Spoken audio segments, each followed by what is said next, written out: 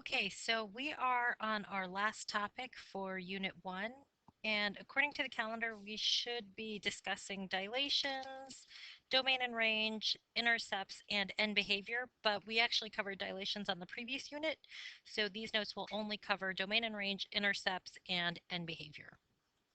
Hopefully these are terms that you've heard before.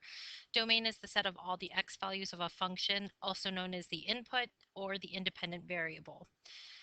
So one way to think about this is if you were to take a spotlight and kind of shine a light at the top, shining down, your domain would be everywhere where your graph would cast a shadow, essentially. Um, we have a couple of different ways of writing the domain. We've used set notation in the past in Algebra 1 and in AFDA. We are going to be using interval notation. It's a little bit of an easier way to write it, as well as what you will probably most commonly see on the SOL. Interval notation is essentially what it sounds like. It includes the interval from where our domain begins to where it ends. Anytime that you have a bracket, it means that that beginning point or the ending point is included as part of the domain, meaning there's a closed circle there.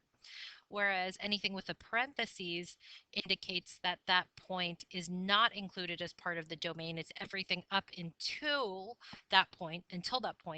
So it's an open circle. The range is exactly the same thing. I almost said the romaine.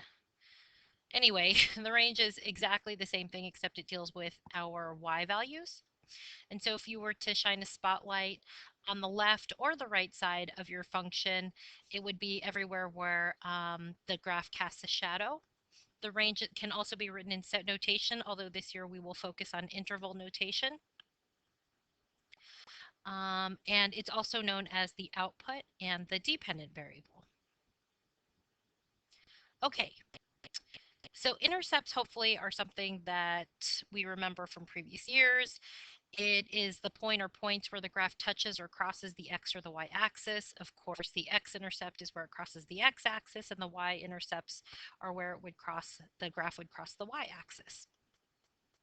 And finally, we have the end behavior, which is essentially the behavior of the graph as we move horizontally towards infinity or towards negative infinity.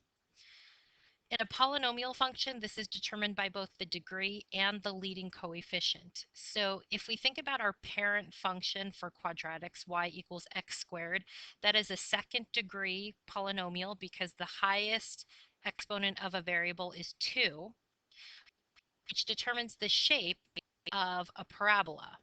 So this kind of U shape. So as we move horizontally towards infinity, we can see that the end behavior of the graph moves to positive infinity. And as we move towards negative infinity, we can see that again, our graph moves towards positive infinity. So the end behavior for y equals x squared is to positive infinity on both ends. The leading coefficient also determines end behavior because, for example, if we took the graph of y equals negative x squared, then that would actually flip our graph over the x-axis, so it would flip it vertically, and then our end behavior would be moving towards negative infinity, for example. So we'll talk about that a little bit more in class along with domain, range, and x and y intercepts. This will be covered pretty heavily on your test as well as the rest of the units as we move forward. Once again, make sure that you write down any questions that you have and we will address them in class. See you then.